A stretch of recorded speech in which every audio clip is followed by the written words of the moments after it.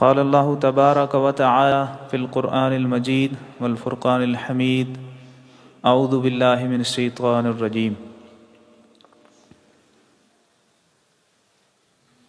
وأنكحوا الأيام منكم والصالحين من عبادكم وإمائكم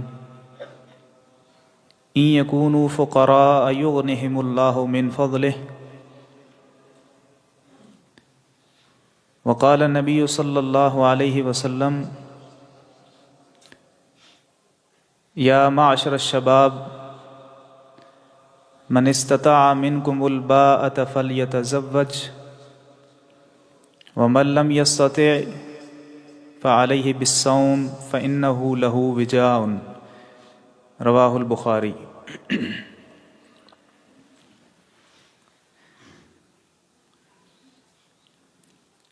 موجودہ مسلم معاشرہ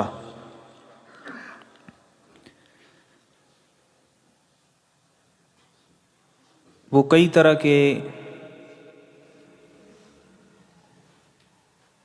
ایسے رسوم و رواج اور برائیوں کا شکار ہو چکا ہے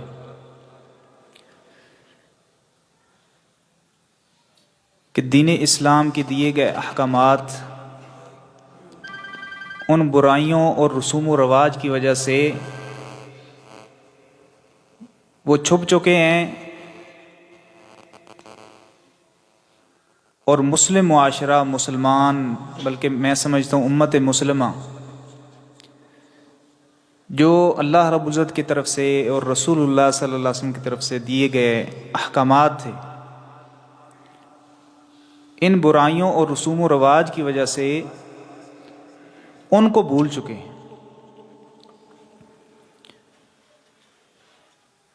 اور یہ حقیقت ہے۔ جب برائی معاشرے میں آ جایا کرتی ہے، گناہ سر عام ہو جایا کرتے ہیں، تو اس کے مقابل میں نیکی، حسنات، اعمال صالحہ یہ چھوٹ جایا کرتے ہیں۔ جس طرح بدعت کے آنے کی وجہ سے سنت مخفی ہو جاتی ہے، بدعات پر عمل کرنے کی وجہ سے لوگ سنت پر عمل کرنا چھوڑ دیتے ہیں، بعینی ہی اسی طرح اپنے بنائے ہوئے یہ رسوم و رواج یا مغرب سے لیے گئے رسوم و رواج یا ہندو معاشرے سے لیے گئے رسوم و رواج اور برائیوں کی وجہ سے جو اصل دین ہے، جو رسول اللہ صلی اللہ علیہ وسلم لے کر آئے ہیں، اس پر عمل ترک ہو جاتا ہے۔ یہ بڑے افسوس کی بات ہے کہ مسلمان جس روش پر چل رہے ہیں، اللہ نہ کرے ایسا معلوم ہو رہا ہے کہ جو ہمارا اصل مغز ہے دین اسلام، جو دین اسلام نے ہمیں احکامات دیے ہیں اور جو تہذیب سکھائی ہے اور جس ایک اچھے ٹریک پر چلایا ہے، مسلمان اس کو چھوڑ نہ بیٹھے۔ رسول اللہ صلی اللہ علیہ وسلم جب اس دین حق کی تبلیغ کرنے لگے، اس کے اندر ایک بیسک چیز جو تھی، رسول اللہ صلی اللہ علیہ وسلم جس نہج پر صحابہ کرام کی تربیت کی ہے، وہ ایک یہ بھی تھا کہ آپ نے ان برائیوں کے ساتھ ساتھ جو جاہلیت کے رسوم و رواج تھے ان کا قلع کما کیے، ان کو ختم کرنے پر صحابہ کرام کی تربیت کی۔ مسلمان ایک اپنا علیحدہ تشخص رکھتا ہے، اس کی اپنی ایک تہذیب ہے، اسلام نے اسے ایک زبردست کلچر دی ہے، بھلا وہ کیوں مغرب سے متاثر ہو اور ایسے رسوم و رواج اس دین کے اندر کیوں ایڈ کرے اور شامل کرے، جبکہ ہمارے پاس ایک مکمل لاہے عمل اللہ تعالیٰ نے ہمیں دیے ہوئے، رسول اللہ صلی اللہ علیہ وسلم نے پریکٹیکلی کر کے دکھایا ہوئے، اور وہ انسانیت کی بقا بھی ہے، انسان کے لیے بہتر بھی ہے۔ تو جس طرح میں بات کر رہا تھا کہ برائیوں کی وجہ سے اور گناہوں کی وجہ سے جو نیکی کے کام ہیں، جو خیر کے کام ہیں، انسانیت کی بھلائی کے کام ہیں، انسان کی بہتری کے کام ہیں، جو اعمال صالح ہیں اور نیک اور خیر کے کام، وہ ان برائیوں کی وجہ سے، غلط رسوم و رواج کی وجہ سے اور ان گناہوں کی وجہ سے وہ ترک ہو جاتے ہیں۔ جس بات کو میں ڈسکس کرنا چاہتا ہوں وہ ہے نوجوانوں کی غیر شادی شدہ بے نکاح مرد اور عورتوں کی شادی کرنا، ان کا نکاح کرنا۔ اللہ رب العزت نے جو سابقہ رسول بھیجے رسول اللہ صلی اللہ علیہ وسلم سے پہلے، ان کے متعلق بھی اللہ رب العزت نے قرآن کے اندر یہ چیز بیان کی ہے کہ آپ سے پہلے جتنے رسول آئے ہم نے ان کے لیے ازواجا و ذریہ، ان کی بیویاں بھی تھیں، ان کی اولاد بھی تھی۔ خود رسول اللہ صلی اللہ علیہ وسلم کا معاملہ بھی یہی ہے۔ خاص طور پر اللہ تعالیٰ نے اس بات کو تاکید کے ساتھ بیان کیا قرآن کے اندر، وَأَنكِحُوا الْأَيَامَ مِنْكُمْ وَالصَّالِحِينَ مِنْ عِبَادِكُمْ وَإِمَائِكُمْ، جو بھی تم میں سے بے نکاح ہیں مرد عورتیں اور نیک تمہارے غلام اور لونڈیاں، ان کا تم نکاح کرو۔ اگر کسی کے ذہن میں یہ اشکال پیدا ہوتا ہے کہ نہیں غربت بہت زیادہ ہے، نکاح ہو جائے گا پھر بچے ہوں گے، پھر کھلائے پلائے گا کون، اس بڑے اشکال کا جواب اسی آیت کے اندر اللہ رب العزت نے یہ دی ہے، کیونکہ اللہ تعالیٰ نے اپنے بندوں کو پیدا کیا ہے، وہ اپنے بندوں کے مزاج کو جانتا ہے، کس قسم کا اعتراض وہ کر سکتے ہیں اور کیا اشکالات ان کے ذہن میں جنم لے سکتے ہیں۔ کیا فرمایا؟ ان یکونوا فقراء یغنہم اللہ من فضلہ، اگر وہ فقیر اور غریب ہیں، مفلس ہیں، تم یہ سمجھتے ہو ان کے پاس پیسے نہیں ہیں، کہاں سے کھائیں گے اور کمائیں گے کہاں، تم نکاح کرو، یغنہم اللہ من فضلہ، اللہ تعالیٰ اپنے فضل سے ان کو غنی کر دے گا، کیونکہ یہ اختیارات رزق کے یہ اللہ کے پاس ہے۔ اس کے اندر یہ جو معاشرے کے اندر ایک بہت بڑا لاجک پیش کیا جاتا ہے شادیاں لیٹ کرنے کا، کہ جی یہ کیسے معاملات چلیں گے پھر، اور اس وجہ سے شادی کو لیٹ کر دیا جاتا ہے کہ بچہ ابھی کمائی کے قابل نہیں ہوا، جی اس کی کوئی جاب نہیں لگی ہے، کوئی بزنس نہیں کرتا ہے، تو یہ کیسے ممکن ہے؟ یہ درست نہیں ہے لاجک۔ اس کی وجہ سے شادی کو لیٹ کر دینا یہ درست نہیں ہے۔ ایسے لوگ جنہوں نے شادیاں نہیں کی وہ بالکل غربت کے مارے ہوئے ہیں، اور کئی ایسے ہیں جن کی شادیاں چار جا رہے ہیں، اللہ تعالیٰ نے وافر رزق ان کو عطا کر دیے۔ تو اس چیز کا تعلق اس کے ساتھ نہیں ہے، بلکہ اس آیت سے تو یہ معلوم ہوتا ہے کہ شادی کرنے کے ساتھ رزق میں اضافہ ہو سکتا ہے، یغنہم اللہ من فضلہ۔ اور ایک حدیث اس کو ڈیفائن کرتی ہے رسول اللہ صلی اللہ علیہ وسلم کی، کہ تین قسم کے لوگ ضرور بے ضرور اللہ تعالیٰ ان کی مدد کرتا ہے، تین قسم کے لوگوں کی۔ ان میں سے ایک وہ بندہ ہے وَالنَّاكِحُ الَّذِي يُرِيدُ الْعَفَافِ، ایسا نکاح کرنے والا بندہ جو پاک دامنی کا ارادہ کرتا ہے، نکاح کرتا ہے، اس بندے کی بھی ضرور اللہ تعالیٰ مدد کرے گا۔ تو یہ تو اشکال کوئی نہیں ہوا، اعتراض غلط اور باطل ہے۔ تو لہٰذا یہ کہنا کہ اس وجہ سے ہم شادی بچوں کی لیٹ کر رہے ہیں اور معاشرے کے اندر عام طور پر ایسا ہو رہا ہے، یہ درست نہیں ہے نظریہ۔ رسول اللہ صلی اللہ علیہ وسلم کے معاملات پوچھنے کے لیے صحابہ کرام رضی اللہ تعالی عنہم آپ صلی اللہ علیہ وسلم کے گھر تشریف لائے، ازواج مطہرات سے آپ کے معمولات زندگی پوچھے، عبادت وغیرہ اللہ کے نبی صلی اللہ علیہ وسلم کی کتنی ہے، کیا معمول ہے آپ صلی اللہ علیہ وسلم کا۔ ازواج مطہرات نے بتایا۔ ایک صحابی کہنے لگے کہ یہ صحیح بخاری میں حدیث آتی ہے جو میں حدیث آپ کو سنا رہا ہوں۔ ایک صحابی کہنے لگے کہ میں رات کو ہمیشہ اندر قیام ہی کروں گا، سوؤں گا نہیں۔ یہ وہ جو عمل پیش کر رہے تھے، اپنا بتا رہے تھے، اس وجہ سے کہ جب انہوں نے نبی صلی اللہ علیہ وسلم کی عبادت کا معمول سنا تو ذہن میں یہ بات آئی کہ اللہ کے نبی صلی اللہ علیہ وسلم کو اللہ تعالیٰ نے معاف بھی کیا ہوا ہے، آپ اللہ کے اتنے چنے ہوئے بندے ہیں، جنت میں آپ نے جانا ہی ہے، اس کے باوجود اتنی زیادہ عبادت، تو ہماری عبادت تو آپ سے زیادہ، ہم زیادہ کوشش کریں، کیونکہ رسول اللہ صلی اللہ علیہ وسلم کے علاوہ باقی لوگ اپنے آپ کو ظاہر خطائیں بھی ہو جاتی ہیں اور باقی معاملات بھی، تو ہمیں زیادہ عبادت کرنی چاہیے بڑھ چڑھ کر۔ تو ایک صحابی کہنے لگے کہ میں ساری رات قیام کروں گا، سوؤں گا نہیں۔ دوسرے صحابی کہنے لگے کہ میں ہمیشہ روزے رکھتا چلا جاؤں گا، روزہ چھوڑوں گا نہیں۔ اور تیسرے صحابی کہنے لگے لا اتزوج النساء، میں کبھی عورتوں سے شادی نہیں کروں گا۔ کیوں؟ کیونکہ شادی میں بندہ ہو سکتا ہے شادی ہو جائے تو بندہ ادھر مصروف اور مشغول ہو جائے گا، تو ہم عبادت کریں گے زیادہ سے زیادہ۔ رسول اللہ صلی اللہ علیہ وسلم جب گھر تشریف لائے، ازواج مطہرات نے یہ جو ڈسکشن ہوئی تھی سامنے رکھی کہ اللہ کے نبی صلی اللہ علیہ وسلم اس طرح 3 صحابہ آئے تھے اور یہ باتیں کر کے گئے، آپ نے فرمایا ان کو بلاؤ، واپس بلایا، انتم تقولون کذا و کذا، تم نے یہ باتیں کی ہیں؟ ہاں اللہ کے نبی صلی اللہ علیہ وسلم ہم نے یہ باتیں کی ہیں۔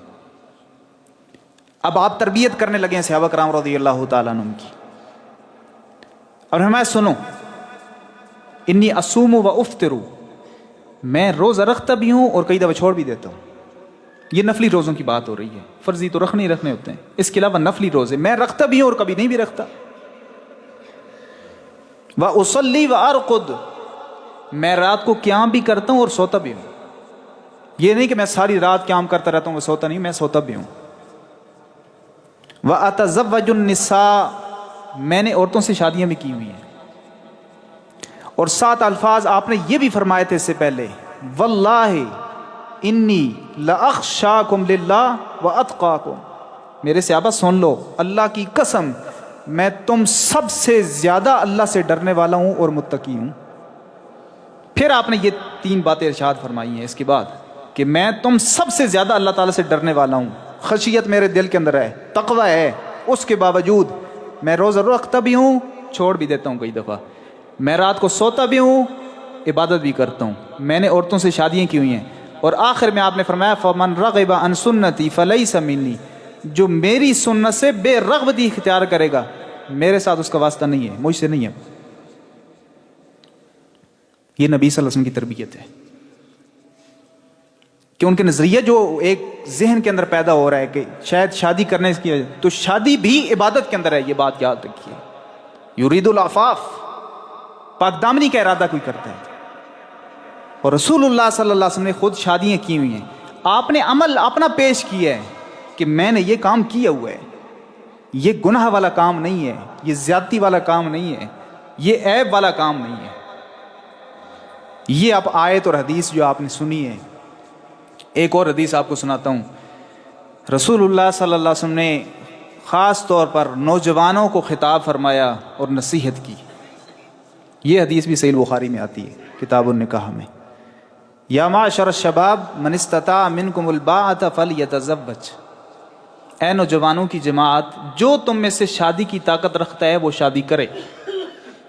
وَمَن لَّمْ يَسْتَطِعْ فَعَلَيْهِ بِالصَّوْمِ، جو طاقت نہیں رکھتا، اس کی استطاعت نہیں ہے، اس کے پاس وہ قوت نہیں ہے، وہ نکاح کی طاقت نہیں رکھتا، کوئی ایسا شرعی عذر ہے وہ نکاح نہیں کر سکتا، اس صورت میں کیا کرے؟ فَعَلَيْهِ بِالصَّوْمِ، وہ روزے رکھے۔ فَإِنَّهُ لَهُ وِجَاءٌ، یہ چیز پھر اس کی جو معاملات ہیں ان کو ذرا اپنے کنٹرول و قابو میں رکھے گی۔ آپ نے تاکید فرمائی ہے کہ شادی کرو، الا یہ کہ کوئی شرعی عذر ایسا ہے جس کی وجہ سے بندہ نہیں کر سکتا، تو پھر آپ نے فرمایا کہ ٹھیک ہے روزے رکھ لے، مطلب نفلی روزے زیادہ سے زیادہ رکھے، اس کے فوائد ہیں اپنی جگہ پر، لیکن آپ نے خاص تاکید فرمائی ہے۔ شرعی عذر کیا ہو سکتا ہے کہ ایک بندہ ہے اس قابل نہیں ہے شادی کے، ٹھیک ہے، یہ تو ایک شرعی عذر ہے۔ ایک بندہ ہے وہ اپنی طرف سے کوشش کر رہا ہے، اس سے مناسب رشتہ نہیں مل پا رہا، ایک وہ ہماری جو ڈیمانڈز ہیں نا معاشرے کے اندر، وہ ڈیمانڈ فضول ہیں، ویسے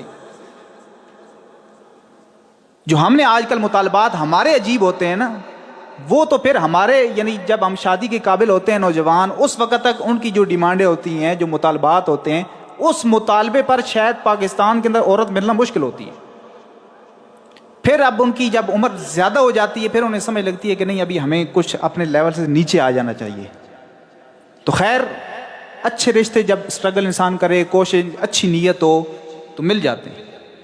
تو ایسا اگر شرعی عذر ہے کہ وہ کوشش کی، اچھا رشتہ نہیں مل پا رہا، چلو ٹھیک ہے، یا کوئی ایسا ہی نہیں، بغیر کسی وجہ کے شادی کو ترک کر دینا یہ درست نہیں۔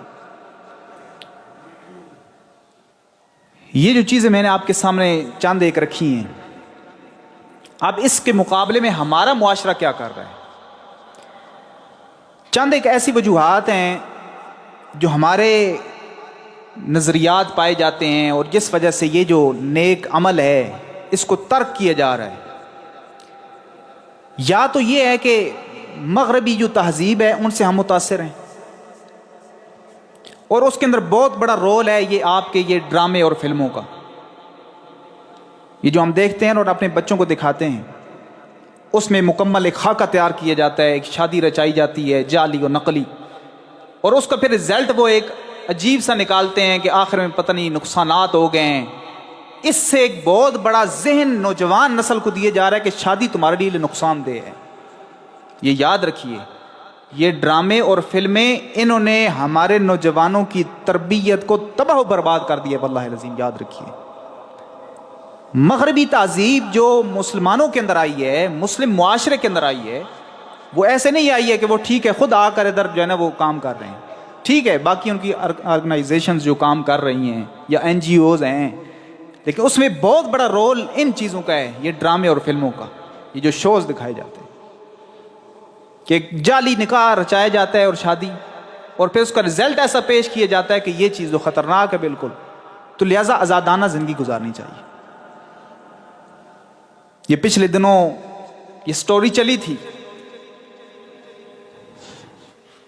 اور فضول اور بد معاش بد چلن قسم کی عورتیں باہر نکلی تھیں، انہوں نے کہا کہ نہیں تو ہم تو آزادی چاہتے ہیں، نکاح کے ذریعے تو یہ ایک بہت بڑی پابندی ہے، پھر ہمارے لیے آزادی نہیں ہوگی۔ اس کا مطلب یعنی یہ ہے کہ شاید اسلام نے ظلم کیا ہے، نعوذ باللہ من ذالک، عورت کو یہ کہہ کر کہ وہ نکاح ان کا ہونا چاہیے۔ یہ تاثر کہاں سے آیا ہے؟ یہ وہ مغربی کلچر سے آیا ہے، مسلمان مغرب سے متاثر ہوئی ہیں، ادھر سے یہ ذہن دیا گیا ہے، اور پھر وہ کہتے ہیں کہ نہیں نکاح نہیں ہونا چاہیے، ہمیں آزاد رہنا چاہیے۔ دوسری چیز جو ہندو معاشرے سے مسلمانوں کی طرف چیزیں کنورٹ ہوئی ہیں کہ مسلمان وہ پاکستان علیحدہ ایک ملک بھی حاصل ہو گیا اور علیحدہ اپنے ملک کے اندر آ گئے، لیکن وہ ہندو معاشرے کے اندر جو پائے جانے والے رسوم و رواج تھے ان کو ساتھ لے کر آئے ہیں، اور وہ یہ سمجھتے ہیں کہ شاید ان کا تعلق دین کے ساتھ نہیں ہے، یہ بس ہمارا معاشرہ جو موجودہ چل رہا ہے، روزمرہ کی زندگی ہے، ڈیلی بیسس پر ہم کام کرتے ہیں، یہ ایک دین سے الگ چیز ہے، اس میں اتنا کوئی بڑا ایشو نہیں ہے کہ ہم ان پر اگر عمل کریں۔ حتیٰ کہ اس حد تک اس چیز نے اثر کیا کہ بڑے دیندار قسم کے لوگ بھی ان معاملات میں آ کر وہ زیرو ہو جاتے ہیں، بیک پر چلے جاتے ہیں، وہ کہتے ہیں یہ تو ایک رسم ہے جی، اس کا کوئی دین کے ساتھ کوئی تعلق نہیں ہے اور نہ اس میں کوئی عیب والی بات ہے۔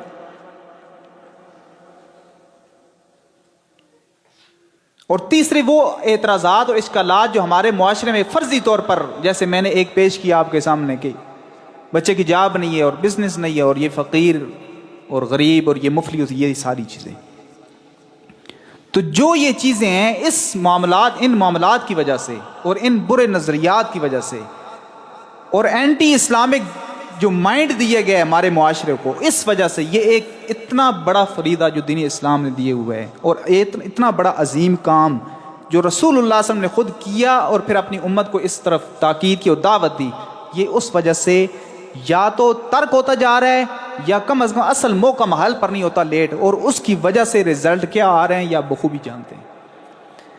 معاشرے کے اندر جہاں یہ اس چیز کو بڑا اچھالا جاتا ہے نا کہ برائی ہو رہی ہے، ادھر ریپ ہو گیا، یہ ہو گیا، وہ ہو گیا، میڈیا پر اس چیز کو بڑا ہائی لائٹ کیا جاتا ہے، یہ بات اپنی جگہ پر درست ہے، فحاشی اور عریانی اس کو جس حد تک ممکن ہو کنٹرول کرنا چاہیے، لیکن جو عناصر ہیں جن کی وجہ سے یہ کنٹرول ہوتی ہے اصل اس چیز کی طرف فوکس کسی کا نہیں ہے.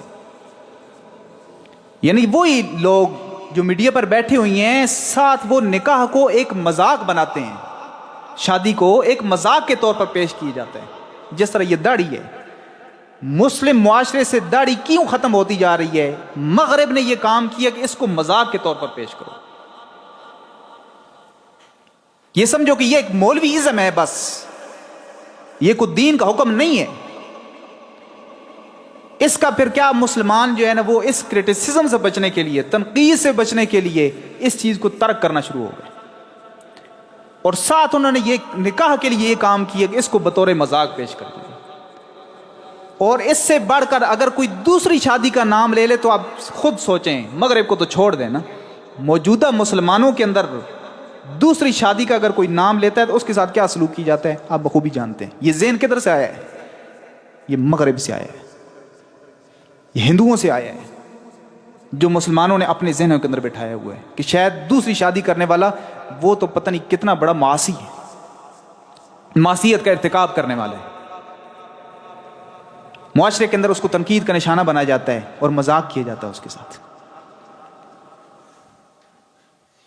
تو اصل جو چیز ہے جس کی وجہ سے پھر جب نوجوان اولاد شادی کے قابل ہو جائے، یہ والدین کا فریضہ بنتا ہے کہ ان کی ٹائم پر شادی. یہ والدین کا فریضہ یاد رکھیے، اور والدین اس بارے میں مجرم ہیں جو اپنی اولاد کی شادیاں لیٹ کرتے ہیں. یاد رکھیے، الا کلکم مسئول وکلکم مسئول عن رعیتہ، سب سے سوال کیے جانے والا ہے اپنی رعایا کے بارے میں.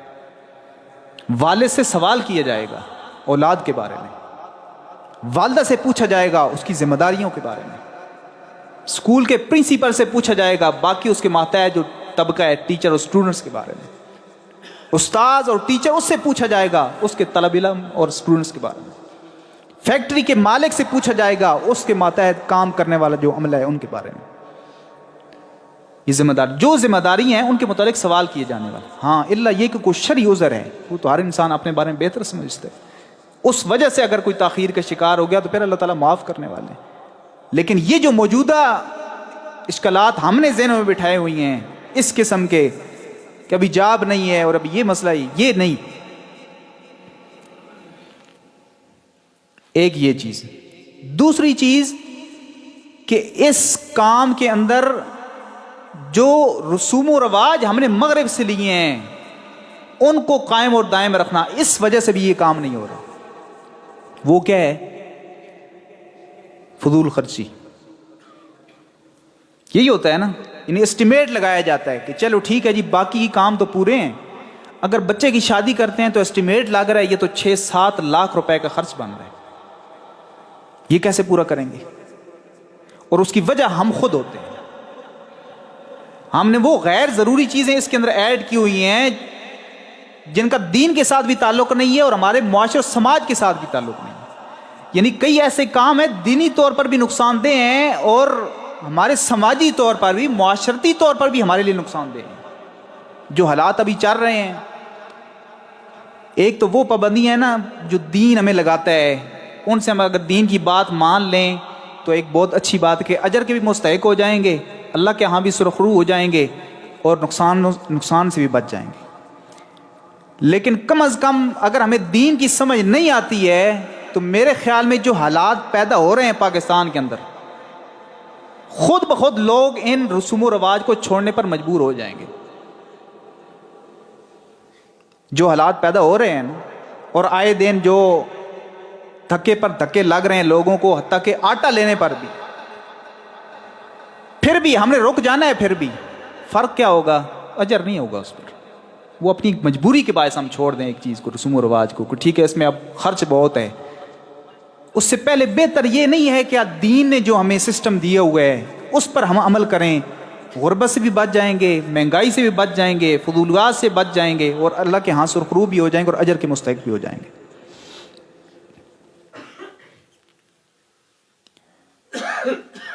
رسول اللہ صلی اللہ علیہ وسلم نے شادیاں کی ہیں، صحابہ کرام رضی اللہ عنہم کی ہیں. موجودہ ہم چلتے ہیں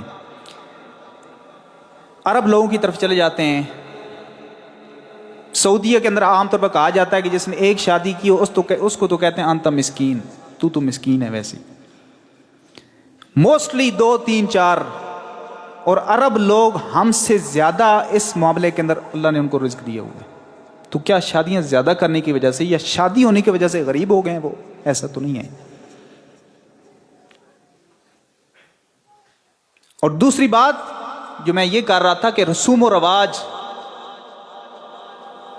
اور اس کے اندر رسوم و رواج میں پھر ایک لمبی لسٹ ہے جو آج کل چلتے ہیں، وہ آپ کو سب کو معلوم ہے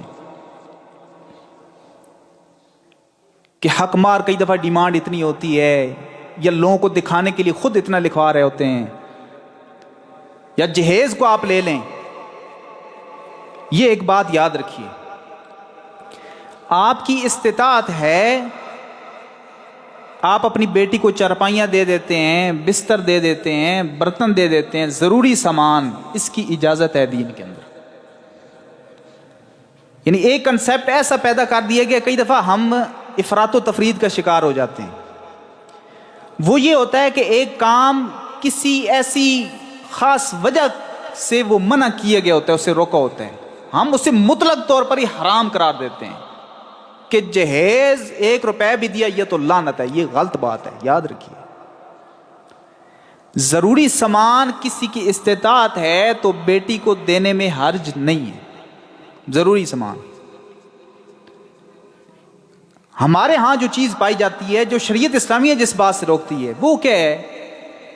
استطاعت آپ کی نہیں ہے، اس کے باوجود آپ لگے ہوئے ہیں اس بات پر کہ جہیز کے لیے پیسے آئیں گے، بنے گا تو پھر بیٹی کی شادی کریں گے. یہ غلط ہے.